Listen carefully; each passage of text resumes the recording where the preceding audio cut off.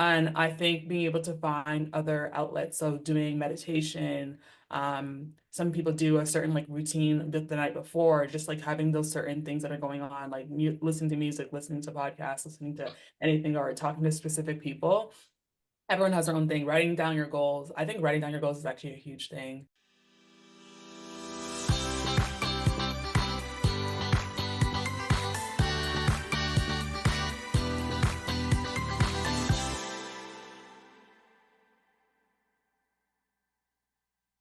All right, everyone, welcome back for another great episode of Let's Move Canada. We're your hosts, Dana and Luigi, and today we have the pleasure of speaking with the wonderful Sharelle Samuel, who's an athlete, about what inspired her to stay active and what being healthy means to her. Now, before we talk to Sharelle, or before I actually introduce her more fully, let me start by saying that this podcast is brought to you by the Canadian Health and Fitness Institute, whose mission is to make Canada the fittest nation on earth by 2030.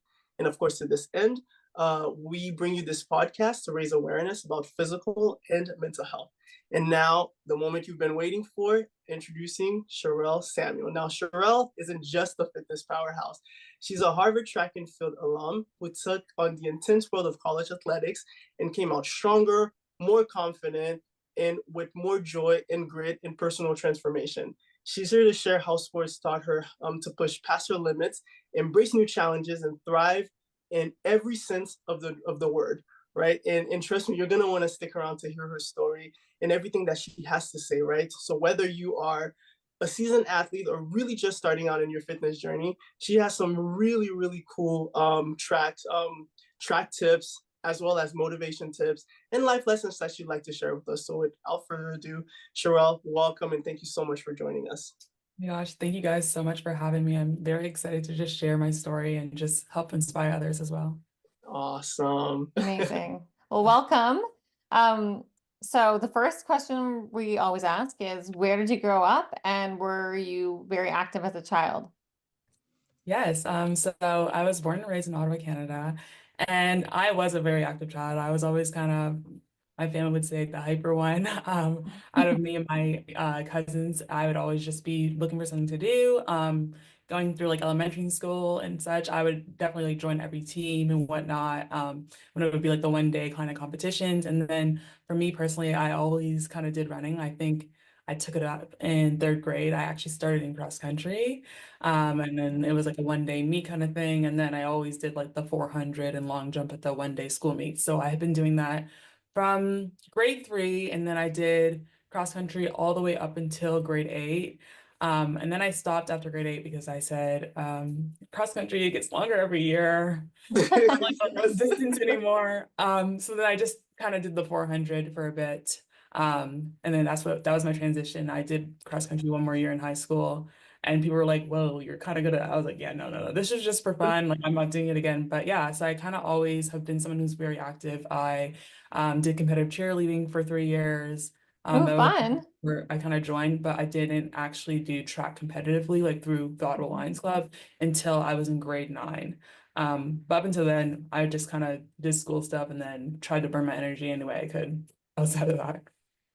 Okay, the competitive cheerleading thing sounds so cool and so fun. Right. I know that like we didn't have that growing up where I grew up, so I was always so jealous of anyone who got to do that. But so you actually competed with other schools that had like cheer groups, or how'd that So work? I did do my school team, but there's actually like competitive cheerleading clubs in Ottawa. There was only Oh, 2 cool. back when I did it grade 7, 8, and 9. And yeah, so there are like 2 major clubs based in Ottawa essentially, and we would kind of like drive to competitions. It was like a lot of a commitment, not only like the practice wise, but none of the competitions were like local. So we always had to drive, and most of them were like in the winter and had to bring the whole family. Ooh. So my family didn't really enjoy that aspect of it. And then obviously like we would do our routine. It was about 2.5 minutes. So they'd be like, we drove all the way out here. Now we got to drive all the way back. And For very a 2.5 minute routine. yeah. And That's then funny. there's a thing like my mom was always paranoid that I would get hurt. Obviously, cheerleading, Yeah. like, stunts and tumbling and such. And she was like, I feel like you could maybe be good at running. So she was always paranoid about that. But yeah, I guess gave it up and pursued track full Whoa. time in 9th grade. And I remember like my cheer teammates were like, you guys know what you're quitting and doing track. They're like, you know what? You look like you might be good at track. So they weren't too bad, but yeah. I'm so curious to know what this might be a dumb question, but what position were you in cheerleading, and how did that transition to track? Like, I know that there are people, like, if let's say we're doing the pyramid, right? There you have some people at the base have a lot Yeah. of strength, and then you have people who are in the middle, people who are at the top, right? Like, were you the people at the base, or the people who were just doing all of the cartwheels and everything, right? So Mhm. curious to know what position you were in, how that transitioned into track. Yeah, so I guess in like stunt groups, there's like five positions. So there's like the bases, there's two people who hold the actual person, then you have the flyer, that's the person who's standing on the hands. Then you have the back spot and you have a front spot. I Mm-hmm. was in the back spot because I'm tall. I was like when I was like growing up, I was like really scrawny and skinny. And so like at first, like it was definitely a transition for me. Like I was lifting girls who were like older than me and such. And so like that definitely like helped like really put my fitness journey into check and kind of started Mm-hmm. it. But yeah, because I was tall, I was always the back spot. But to be honest, I don't think I could have been the flyer anyways. Like I'm scared of heights. So there's not like much of an insane transition, I would say, going to track. Like I said, I always did the 400 and long jump. And so I think I just always had like kind of like jumps, like hops per se, because I would usually be like the lead, the front jumper in terms of like the formation, just because I would jump Mm-hmm. high and such. But I would say like in terms of like getting the balance and stuff, I guess that kind of transitioned me a little bit into like long jump, but it just meant I had really bad long jump form because I would like point my toes instead of like kind of like kick out and stuff in track wise. But yeah, there's nothing per se that I would say translate directly. I will say though, when I did competitive cheerleading, I was in like extreme shape. Like we had to be like our cores, like the amount of core work we did was insane. And so I Uh-huh. think during that because that time period, like I was extremely, extremely fit. Like I don't think cheerleading gets as much credit as it deserves as a sport. Because I remember growing up and like being in middle school, the boys were like, cheerleading's not even a real sport, like whatever. Like, and we used to be like, yes, it is. Like I remember like, yeah, it was a lot of work for sure. It's definitely very challenging. I think it does deserve a little more credit, but yeah, it was really fun as well. Did you miss it after you gave it up to go to tracks? Did you miss it? I miss it for a little bit, but I am gonna say like I am just like a people person. I love being around people. And Okay. so when I first joined track, I kind of was privy to be able to join some of the national teams and such. So I got to have like that travel experience. It was a bit less, I guess, in a sense of like a time commitment, amazingly. And it didn't impact like everything else in your life. Like I said, when I would travel, like my whole family would have to come, we'd all have to drive down in the winter. Track had more like you kind of train all throughout the year, and then most of the major competitions are like in the summer Mm-hmm. months and such. Mhm. So I miss it a little bit, obviously, for my friends and such, and just like trying to like transition through different sports and different like I've been trained to like point my toes always, and now I have to Mhm. swim instead. But I didn't miss it insanely. Mhm. That sounds kind of bad, but yeah, No, like I no, miss no, that's cool. Like, yeah, it's I'm just curious. So you went into track and field and then you decided that you were going to do that at a college level. Yes. So initially when I first joined, it was kind of like you did like the like 1 day meet, as I was saying, and then they would always like give out these like forms like you should join the club. And I would always get it, but I never like took it seriously until um ninth grade. I did the four and the long jump, and then like I made it to OFSA. And like my understanding of like track before was like elementary school, middle school is just like the 1 day meet and then you're done. And so Mm-hmm. like when I started in high school, it was kind of like, okay, like place top, whatever, and you'll go on to the next meet and then you place top and like it like cuts down and started at like 14, then 8, then 6, then 4 or whatever in terms of progressing and going to OFSA. And so I made it to OFSA my first year. And I remember being there and then being the 400 and they had like little children helping to like officiate and like help us with the blocks and stuff, the starting blocks for the 400. And I remember them being like, oh, here. And I was like, oh, I actually don't know how to use those. And they were like, you're the only one. I mean, good luck. Like, Mm. and I remember like having like terrible, like horrendous form and everything. But I remember I ended up getting third. And that was like the first time that I ran sub 60 in the 400. I ended up running like 57 something. And I remember like thinking like, oh wow, like maybe if I actually train and like push and try harder with this, then it could be something because people are obviously very impressed. They're like, wow, you got third, you even have blocks, like, and then other people are like, yeah, your form is terrible. Like maybe you should really try and like train and like get that transition and get the form and everything down and like it could bring you somewhere for sure.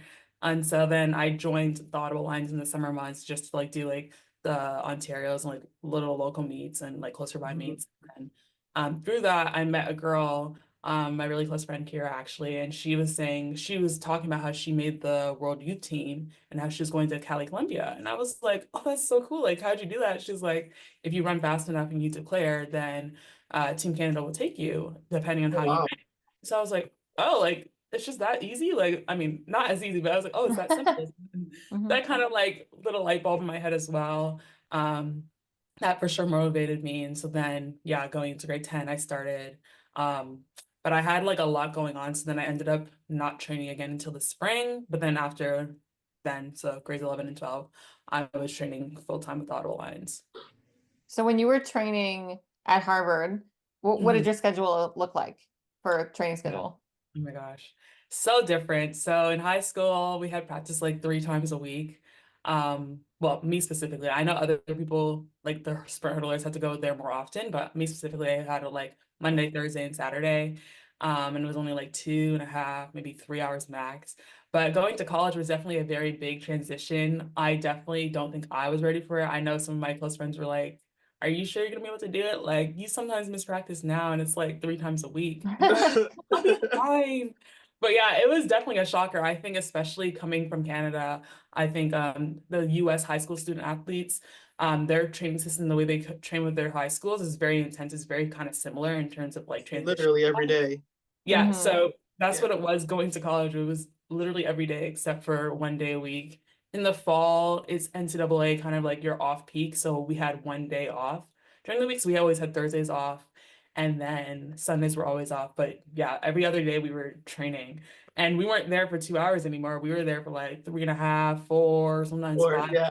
It was just like, Whoa. wow, like we're really working now. Like it was, yeah, it was an insane transition. I remember like going back to my first year roommate and almost every day being like, I'm so sore. Like I'm so sore. I'm just so sore, like almost every day. Obviously eventually the muscles adjust and everything and you're fine. But yeah, it was definitely a very big transition and one that I was kind of like, oh, I got this, I'll be fine. But like I don't think you could really prepare yourself if you've never put yourself through that before. Yeah. Yeah, it's so funny. And I have, again, I think my respect and my admiration for you continues to increase because when I was in high school, I did do track and field. I'll never forget this. It was for one season, and I had such a hard time because to your point, it was the same schedule. You do it every day, and I Mhm. think school finishes around like 2, and by like 5, 6, that's when you're going home. And you literally, and I did long distance like you did at some Oh. point. Listen, I was not prepared. And I know that for me, one of the biggest pieces was balancing my time, right? So how did you balance your time, right? Because after one season, and the season was literally the spring season, right? We're not talking like my whole school year, no, just one season. I thought, I'm ready to enjoy summer and I'm not going back to this. So how did you balance your time? Yeah, I think having a good support system, having good people around you definitely made it so much easier. So, my class year and my teammates, we were a few of us because we were first years. We kind of had a lot of intro classes together, so we kind of had a rolling schedule. Like we would all kind of be at practice at the same time. We would finish, go and eat dinner, kind of go to the study hall hours or the office hours if they had any that day, or we would just be working in groups. I think that was huge. Having study groups was very big. And then also like we were able to lean on each other. And then also we had friends outside of track and field as well. We had other athlete friends, we had non-athlete friends as well. So we could also lean on them. But I think having that group support is something that I really appreciated being a student athlete while attending Harvard, especially because not only the people who are literally there with you going through the same journey as you, but also you have older people who you can also look up to and kind of Mhm. see that guidance. I remember like being able to ask like, hey, like how's this work? Da da da da. Whereas some of our fellow classmates might not necessarily be able to do so because they don't know older upperclassmen as well. Mhm. No, this is really nice to hear, and it is always nice. I think one thing that Dana and I like to really talk about to our podcast guests is that concept of community, right? Like, is Yeah. a concept like you find some people that it's so nice to see them be balanced within themselves, but once they take that out, right, it's how do they participate in the world, and doing that for the community is really helpful. So Mhm. I'm curious to know if you could tell us, obviously physical activity is important to you, but we're curious to know why it's important to you, and maybe tell us a little bit more about the mental health aspect as well. Yeah, for sure. So I feel like going throughout my like life once I started basically just being an athlete kind of the last few years or so, throughout my childhood and such, I feel like it gives you kind of an outlet. So being able to be active just gives you an outlet. Obviously, we know there are extreme benefits to being able to move your body and just being able to having like any difference, an hour, 2 hours, 30 minutes of activity can have such a huge impact and such a huge difference in your life, Mm-hmm. especially in your mental health. And I think part of that is probably due because you're just able to kind of get outside of your everyday thinking in a sense, but also just there's obviously added benefits to having the extra oxygen flowing to your brain and such. For me personally, I think like you said, community is huge, and I'm a very much so a people person. So I love to being able to go outside and just like being able to Mm-hmm. do practices, interacting with my teammates, interacting with different group people that I might not necessarily be working directly with, but also talking to other athletes. And then when we travel, meeting other people, like that part for me was huge. And that's one of the things I really appreciate about the sport of track and field is just the wide depth of people that you're able to meet and interact with. Um, Obviously, I feel like doing anything with someone makes it a little bit easier, makes you feel as though you can be a little more reliable and kind of make sure that you're actually showing up for yourself because you kind of feel like, oh, like I'm not just doing it for me. Like there's other people there, like Mm-hmm. I'm committed and such. But yeah, I just feel as though being active and staying active, or at least trying to push yourself to do that if you're not quite there at the moment, is very important. It's more than just being like, oh, like I want to be healthy. Like there's so many added benefits to your mind, just being able to escape things and just being able to think outside the box in a sense. I Mm-hmm. like that idea about escaping things. Because that's what I feel like I go to, like yoga or Pilates or whatever a few times a week, and it's like an hour where I'm not thinking about anything except that movement I'm doing. You know what I mean? Mhm. And it's No, it's like I need that. And I didn't know how much I needed it until I started going. And I was like, oh my God, like I'm not checking emails, I'm not looking at my phone, your phone's not allowed in there. So it's just like I'm literally like not near my computer. I'm not thinking about work. It's so necessary for people, especially now when it's like you're literally like checking your Yeah, phone. Like I think I all I the think I time. read that it was like you check it. I think it was, I forget, it was ridiculous. It was like every 5 seconds throughout the day or something like that. It was crazy on average, right? And I'm like, people need that just to like go and just focus on literally nothing Mhm. except and then and then of course you have the benefits of building muscle Mm-hmm. and being healthy, and your body's working and you're sweating and you're doing all these like super healthy things at the same time. So it's like it's so important, right? No, I agree. Yeah. I'm curious. I want. I know a lot of times we exercise. When we're exercise, we're so focused on that one Hmm. movement that we're doing, and it takes us another place. We're connected to our bodies. But I find that if you are competing, sometimes the stress of the competition could sometimes get to you. Curious to know, does that happen to you too, and how do you manage that, right? Because what's supposed to be your escape Hmm. now could potentially be a source of You're stress, although not all the time. right. But how do you deal with that?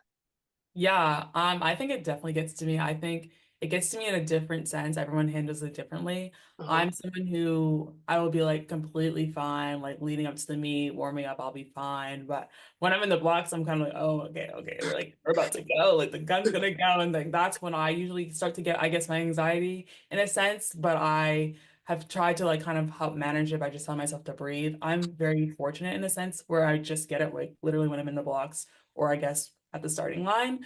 I know some other people sometimes get it like days before, nights before, and that kind of will like Mhm. impact their sleep and such, which is obviously going to impact their performance. And I think being able to find other outlets, so doing meditation, some people do a certain like routine the night before, just like having those certain things that are going on, like listening to music, listening to podcasts, listening to anything, or talking to specific people. Everyone has their own thing. Writing down your goals. I think writing down your goals is actually a huge thing. Mhm. Writing it down and manifesting For it and like sure. Absolutely. I 100% agree with visualizing that. is huge. I think seeing yourself do what you want to be able to do, it like kind of tricks your mind to thinking like I've already done it, so I can do it now. Mhm. Especially in the sport of track and field. But yeah, those are like some things that I've learned throughout the years. through my coaches, but also my teammates as well. It also, it like has something for you to aim towards, right? Yeah. Mhm. Gives you that thing that you're like, I'm working towards that, so Exactly. I'm not gonna stop. I'm not gonna wander off onto here or there. Mhm. Or I'm like, I have this goal and this is what I want, right? Makes it a bit more keep you on track, I think. Tangible for sure. I think my Yeah. favorite thing that you said is, you could realize by maybe listening to a podcast, maybe the Let's Move Canada podcast, just come here and get some motivation from Sharelle. Exactly. Well, we So have some motivated, yeah, exactly. If you want to be motivated, is come listen to people like Sharelle talk about it. It's so you mentioned the Team Canada thing in one of your Mhm. was that your goal? Was that the plan? What happened with that? Yeah, so when she kind of told me like, oh, like if you're like top for the junior teams, it's like junior and youth teams is top two, and then for the senior teams is top three. If you're top whatever in that event for that year and you declared and you ran the time or you threw the distance or etc., then they're probably gonna take you. I was kind of like, oh, like that's so interesting. Like I definitely want to be able to like try and represent my country and just be able to like go to different places and such. So yeah, that was my first year was grade 9, and then my first team that I made was grade 11, and it was Mhm. the youth Commonwealth team. They had a World Junior team, but it was in Kenya, so the meet ended up kind of getting canceled. Like a lot of countries pulled out, so then they went to the Mhm. Commonwealth Games, and it was in the Bahamas, and so like that was the first team that I was able to make. I ended up making it in the open 400. But when we went, there was only one 400 hurdler, and I had literally ran like the 400 hurdles and the 400 at our Canadian nationals, and I remember like my struggle with the 400 hurdles, I was just like, like I'm not really good at hurdling. I was just kind of fast, so my high school coaches kind of threw me in it. When you first start long hurdles in high school, you start in 300 hurdles, and it's so much easier. Like that extra 100, I don't know. It's a Mhm. big step, it's a big kick. You have to get more technical and such. And so I was kind of like, you know what? I don't really think I want to do it. Like the 400 hurdles is very, very, very, it's a mind game. It's very technical and such. So I was like, Mhm. yeah. But because I ran them both and I ran it kind of decently well, they're like, okay, like you're here already. We only have one person, so we're gonna put you in the 400 hurdles too. And I was like, oh, okay. But I ended up having like, I guess, a breakthrough moment in a sense, and I ended up medaling in the 400 hurdles. And so then I was kind of like, oh, like maybe if I like train and like get some technique down, then I can make this my main event and like just learn the ropes and such. But it is very like it is very much so a mind game, I would say, versus the open four. But yes, I did that in grade 11. Then in grade 12, was a world junior team in Finland, and I ran the 400 there. I did not have the capacity to do both. It was definitely a more competitive meet. And Definitely. there's like 3 rounds for both. And then the 400 and the 400 hurdles are usually like pretty close in terms of like the scheduling times. So it Mhm. would have been a lot. But yeah, so I did those, and then I did like the relays, the 4x4. That's really cool. Wow, congrats Yeah. on all that. That's super Right. exciting. Um, okay, so what advice would you give to other high school or elementary school students or any students really in Canada that want to be competitive athletes? Yeah, I would say first things first is make sure it's something that you want to do. I think especially going through college, I'm fortunate enough where I kind of joined track and field late, especially compared to like my American teammates. A lot Mhm. of them have been Mm, doing it since they're like young children, like their parents threw them in track. And so some of mhm. them kind of feel a little burnt out by the time they're in college. They're kind of like, yeah, like I don't know if I still want to do this. And that's not just for track, that's kind of like for every sport I've kind of seen with my I can't athlete. imagine being burnt out just by the time you just graduate high school. I'm already burnt out. It's like, oh my gosh, Can it's you so funny. imagine? Yeah, so I would Yeah. say first things first is make sure it's something that you want to do. Like make sure it's Mhm. not something that you feel like you're being forced to do because Hmm. at the end of the day, it needs to be something that you're enjoying. Like that's going to allow you longevity in the sport that you choose to pursue. You need to be able to enjoy it. I would say also like make sure you're having fun. Don't put too much pressure on yourself. Obviously, my situation is a little bit different because I did join late in track and field, and then kind of was just like, oh, like this is here, like this is there. Like I didn't really know what was going on. I was just kind of going with the flow. So Mhm. I do understand the added pressure of like, oh no, like I want to go away for school, so I need to take it seriously. But you need to make sure that you're also not adding too much pressure in your lives. Like going through high school, going through elementary school, like you're obviously like you're still going through puberty and stuff. There's so much other things going on. You have schoolwork, you're changing grade, like there's so much going on. Like you don't want to put over amounts of pressure on yourself. to the point where you start to feel like, oh, like this is taxing on me. Like I don't like it anymore. Like, or like you just tell yourself, like, if I don't do this, it's not going to work. I feel like making sure you're having fun, making sure you're still enjoying your sport. If you're able to connecting with your teammates or those that you're working out with, I think that's Mhm. huge because people who are going through similar experiences are going to be able to help. Definitely. They might not necessarily be going through the same things as you all the time, but they'll understand more than other people who are not kind of in your shoes. Really Good love that. advice. Yeah. Very, very good advice. So Yeah.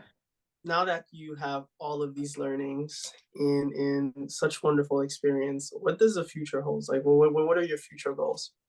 Yeah, so even so, I finished at Harvard and then I was kind of a COVID kid, unfortunately. So Mm-hmm. I had an extra Congratulations. season. Oh. Mm-hmm. Thank you. I had an extra season of eligibility. So I did actually go and do a year of track and school at UCLA. Mhm. And just seeing that different transition for one was like, I think was huge. I think I was very fortunate for one to kind of get two different kind of collegiate athlete experiences. Mm-hmm. Um, and then in a sense, being able to recognize and kind of realize that I am someone who loves sports. Like I love kind of the athletic scene. Like it's something I definitely want to stay connected to. So Mhm. ideally in my ideal world, like whatever I'm doing in the future, whether it's something like I'm doing on my own or doing with other people, I want to be able to kind of like incorporate that sense of still having the active lifestyle or being able to work with athletes in any sense. I've also learned throughout my years, kind of especially during COVID, I would say, because we had more downtime in a sense. I've been more passionate about like community building, event planning, being able to Mhm. Mm, cool. do Mm-hmm. different things to bring people together and realizing that I like to be in a room in a space where I'm kind of able to kind of bring different walks of life together and just like allow people to explore and meet new people and connect and also being able to kind of give back to the younger generation. So I've like been fortunate enough where people have like reached out to me like, hey, like I'd love to ask questions about like your journey to Harvard or like I have questions about Mhm. application or just like joining track or anything in that sense. Like I love being able to kind of like give back and share and just like help inspire and just like show people that anything, literally anything is possible. Like, the world is very vast. Like you could Mm-hmm. literally do anything you want to. And There are so many options. It's literally there's crazy. Exactly. so Yeah. many options. Like to not like kind of confound yourself to like a little box. That there is so much more. There's probably more than you would even know. Like even myself and my journey, like all these things I've literally been very privy and very fortunate to take a part of. I literally had no idea about any of it. Like I was really just going with the flow, and Mm-hmm. I'm lucky that it led me down the path that I did. But yeah, like not limit yourself, I would say. Just being able to stay open in that sense overall. Mm-hmm. Do you have did you have an active family too? Were they athletes?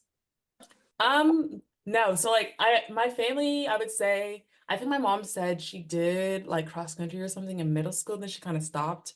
And then like obviously seeing my journey, she's like, wow, like maybe if I pursued it longer, like my journey would be different. Yeah. My father, like he played soccer a little bit, but like nothing like beyond like high school teams essentially. Like Mm-hmm. no massive like standout athletes or anything like that beyond like I would say the high school years. I was definitely, yeah, like they were always looking for me to do something because I was hyper. Right. So Oh, okay, funny. that's Yeah. where it comes in from. Yeah. And super supportive, like driving you out everywhere Yeah, and being all, exactly. yeah. That's really cool. What are some of your hobbies outside of running and being an athlete? Yeah, I would say I'm definitely still big on the community aspect and like kind of event Mm. planning, bringing people together. Anyways, like I'm still a part of like different like committees at Harvard. So I'm like one of the class Oh, agents for okay, my cool. year. So still kind Mm-hmm. of trying to help make sure that the alum are still connected to the team. And Nice. we're trying to kind of like help bridge the gap between like us and like the older alums as well. And then I'm also in like our class of 2022 class committee. So also like alumni life activities in that sense, and then also going to be helping with reunions when we get there. Is there? Right. So you're still like heavily involved with like the Yeah, Harvard with Mhm. school and yeah, athletics and and then yeah. at home, like also trying to like help like bridge the gap, just like bring people together in any way that I can, and then also Mhm. like just in general, like with my friends and just trying to plan activities, see where we can like connect and meet with each other. I think because Yeah. I am very much so a people person. I love just being in communities, and so just being able to try and do that as much as I can But still. you yourself you're probably not going to be competing more or you don't want to or what is that? Yeah, Yeah. so unfortunately, I actually ended up getting hurt, and so then Oh Oh, no. I got hurt like my senior year, but then I was like, okay, like I bounced back, went to UCLA, but then I got hurt again. It was like this, Oh. it was a whole thing. But I Mm. feel like I was also very lucky because I had other things that I was very passionate about during that Mhm. time. I know for some people, like when you get hurt in your sport, it's something that is like very detrimental, and you're just like, Devastating, Yeah, right? we do life like changing I have even. nothing else to like Mhm. give all this time and energy to. But luckily for me, I did have other things, and I also had a lot of like supportive friends and family around me. And Hmm. so that I don't know, for me, that transition wasn't too hard. And I think it was partially because COVID kind of prepared me.